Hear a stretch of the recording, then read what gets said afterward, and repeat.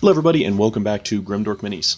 Today we're going to be taking on the Kaptain, leader of the Freebooterz Mob from Mezgike Minis. For this paint job we're going for more of a fantasy style than our standard grimdark realistic style, and we're going to be focusing on two things: bright punchy colors as well as a nice basic NMM job for the metallics. So go ahead and get your brushes ready and let's get painting. So the inspiration for this paint job came from the movie Treasure Planet. When I looked at this miniature for the first time, that's all that I could really come back to. So that's the inspiration for us. So like I said, bright, punchy colors. In a little bit, you'll see that we do the same pants as one of the captains wore in that movie.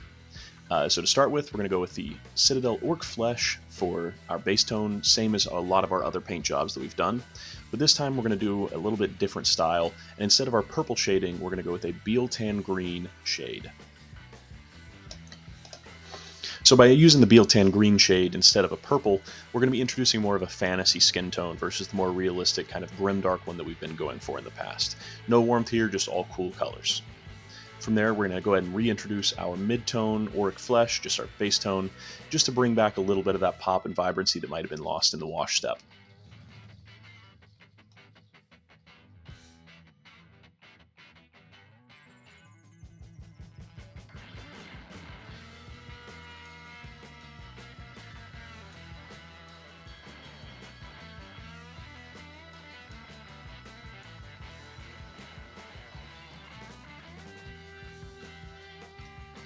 Now with our base tone reintroduced, we're going to go ahead and start highlighting. We're going to go with Ogren Camo, thinned down just a little bit of water.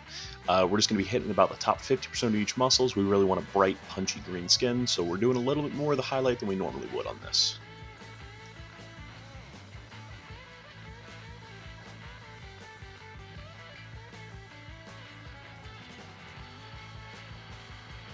Now, unlike our other paint jobs that we've done so far, the green skin isn't one of the stars of the show. Typically when we're doing models, we're going to focus on 2 or 3 different components of it to really make them pop, just a way to save time and make sure your models still look nice. So for this isn't going to be one of the focuses, so we're just going to do a simple 2-layer highlight. So the second and top highlight will be Screaming Skull. Now on to one of the focuses of our model. It's going to be the bright blue cloak. So we're going to go with a base coat of Cantor Blue to get going. Just a nice, simple base tone for this one.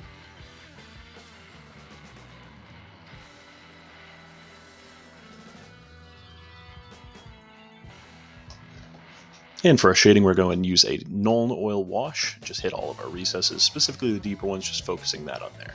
Before we move into our first layer of highlight on this, which is going to be Thousand Suns Blue. For this, just go ahead and do a little mix of an edge highlight as well as some scratchy highlights in the middle there, just to create a nice volume in there and actually get a little bit of texture going. With cloth, it's important not to just do straight lines or it'll look a little funny, so I highly recommend just doing little tiny scratches with it, just give a little bit of texture going.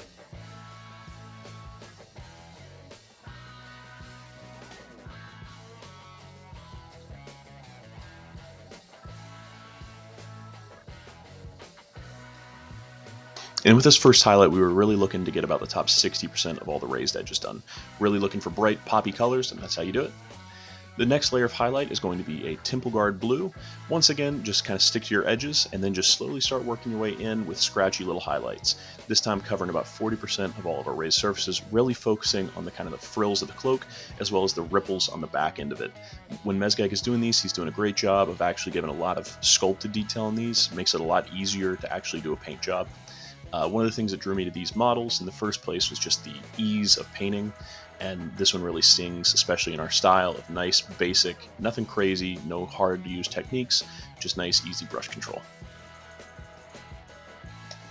And our top highlight for the cloak is going to be a Lothern Blue.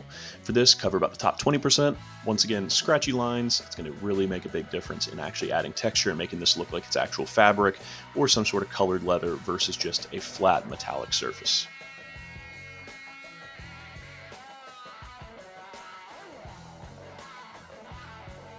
And with our cloak wrapping up, we're moving on to my favorite part of the mini, which is going to be the pirate pants.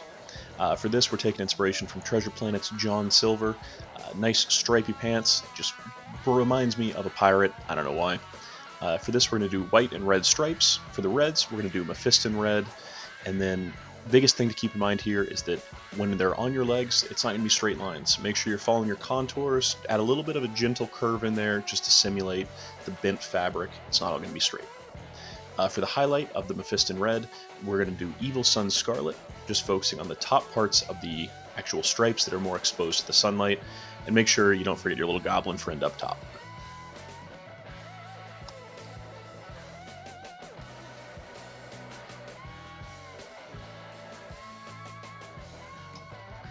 Alright, with that highlight done, we're going to go ahead and move over to Skeleton Horde Contrast, thin down just a little bit with Speed Paint Medium. Just wanting to give this a nice all-over wash of the pants, just to make sure our colors kind of blend together, makes it a little bit look more dirty. Before our top highlight of Wild Rider Red, just focusing on kind of where his knee hits, as well as the top folds of his little pants. Alright, for our leather details, we're going to use a Rhinox hide. We're just going to do a nice basic brown leather. For our first level of highlight, we're going to use a Doombolt Brown. And just make sure to get this focused around the top, about 60% of each of the little leather details. Want to just add, once again, similar to the actual cloak, just add a little bit of scratchy. Don't do a straight edge highlight, it'll add a little bit more texture and make it look a little bit more worn. And for our top highlight of our leather details, we're going to use Valor Brown. Once again, just focus only on the areas where the light's going to touch, or really where a lot of wear is going to occur. So it's going to be the frills and edges of his gloves, as well as kind of like the ridges that rise up from the way that his hand folds. For his bone details, we're going to do kind of the similar thing we've done before. So that's going to be Morghast Bone as the base tone, followed up by a wash of Citadel's Skeleton Horde. It's my favorite thing to do for bone details. It doesn't darken them down too much, and it still allows for that bright kind of punchy bone color, but gives it a nice, perfectly toned shading for the recesses.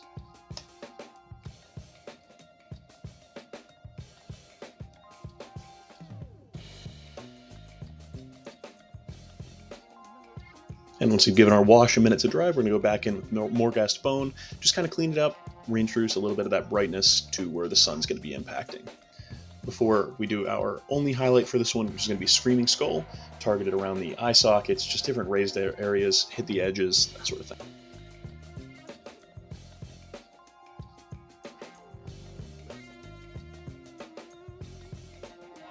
Now onto our NMM details. So NMM, non-metallic metals, it's a tricky thing to do.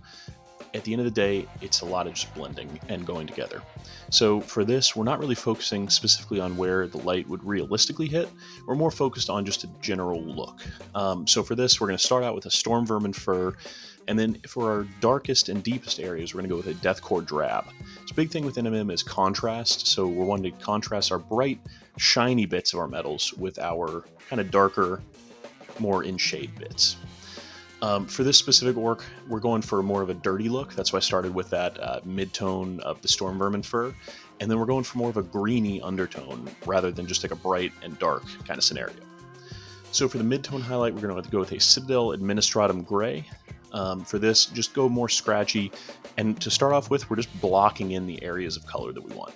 So for shiny bits, we're going to do a larger area than we're actually going to end up with, just to get kind of lay down the basic tone for what we're looking at.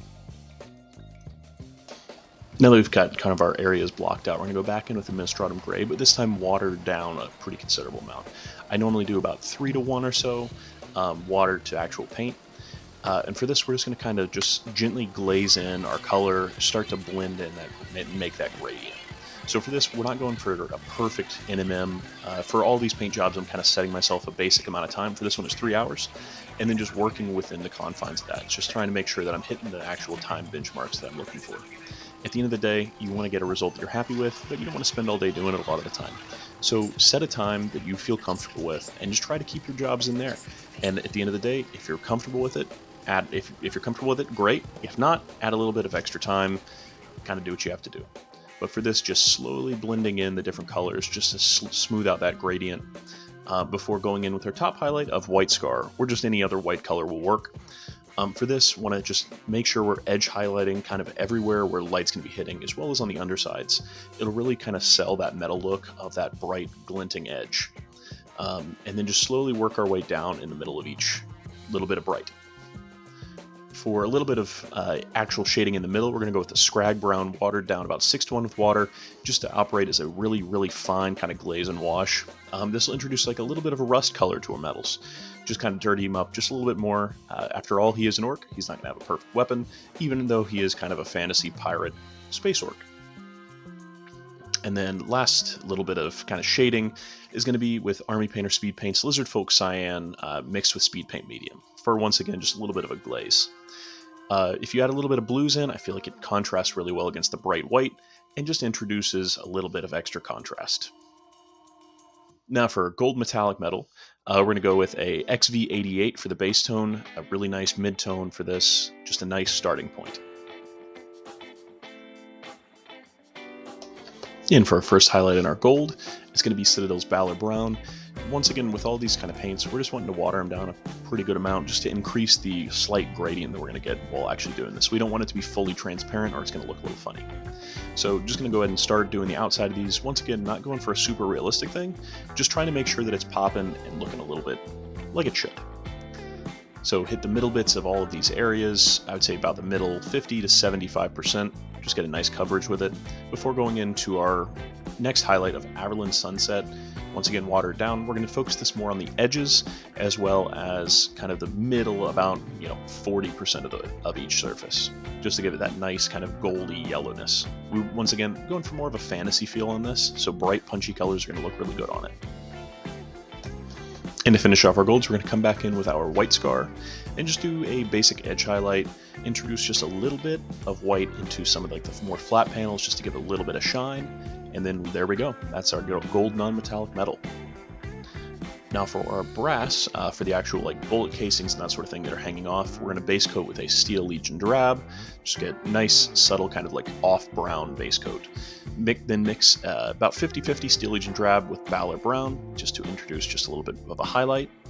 And for these, we're doing more of a basic. I was kind of running out of time on the actual time I had marked out. And then we're going to go with a white scar of just the tips of the bullets, as well as just a little bit of the curves on there, just to accentuate the edges. Now for the rest of our gun, we're going to go ahead and base coat it in Mephiston Red. Gives us a nice contrast against the blue, as well as reintroduces red from our paints. We're going to go for a volumetric highlight of Evil Sun Scarlet, just showing where the light's impacting more. Just go ahead and highlight about the top 50-60% of the middle bit of the rounded gun. Also just do a edge highlight. And for the final highlight of our red, we're going to go with, once again, a Wild Rider red, specifically just on the edges, as well as the very middle of that kind of volumetric highlight that we've been doing. And for the final step, we're just going to do a little bit of Nuln Oil in his little lens, as well as the depths of our gun barrel. And there we have it. There's a completed Kaptain of the Freebooterz Mob from Mezgike. I think he looks great. I think what we set out to accomplish, we did, of a nice fantasy-style orc. Really stands out from the rest of our style by our bright, punchy colors. And we did a nice basic NMM for this. I plan to do a NMM actual in-depth video eventually. And if that's something you all would like to see, please stay tuned and let me know. And I'll catch you in the next one. Have a good one, guys.